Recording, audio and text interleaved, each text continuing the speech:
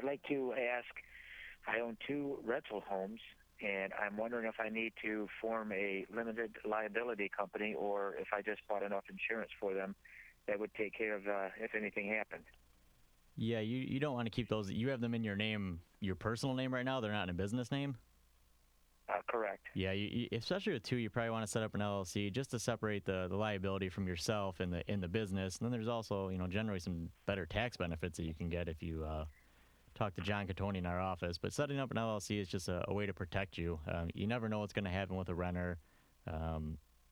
So we advise everyone to at least don't keep it in your personal name, because then they can go after all of your personal assets. If the insurance isn't sufficient to cover everything, then they're going to come after you personally. If it's a situation where your insurance doesn't cover it and it's an LLC, they can't come after your personal items. And insurance coverage can be blown for a variety of different reasons. Right. You can have a loss of insurance as a result of a failure to pay.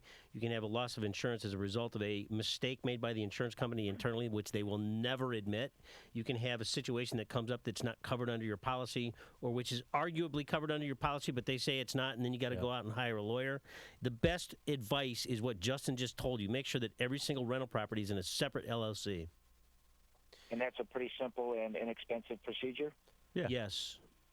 Okay. But listen, don't go to one of those TV advertisers that, advertises that they put people in business all over the place. You want to get a lawyer that knows the law of the state that you're in order to get it taken care of and get it done properly.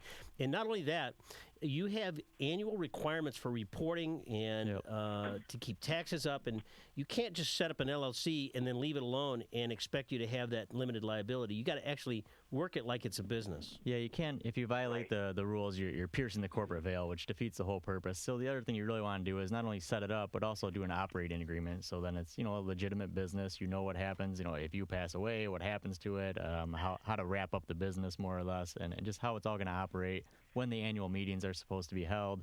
And then, like Brian said, just someone to help walk you through that you're not piercing your own corporate veil and defeating the purpose of the LLC. I think you should just call Justin on Monday and get him to get involved in this. He'll take care of you, okay? Is that the 1-800-LAW-SHOW number? No, it's 855-LAW-SHOW. 855 okay. LAW-SHOW. 855-LAW-SHOW. You can also call 844-LAW-SHOW, because we have that number too. Okay? 855-LAW-SHOW. Just wrote that down. Thanks for calling LAW-SHOW.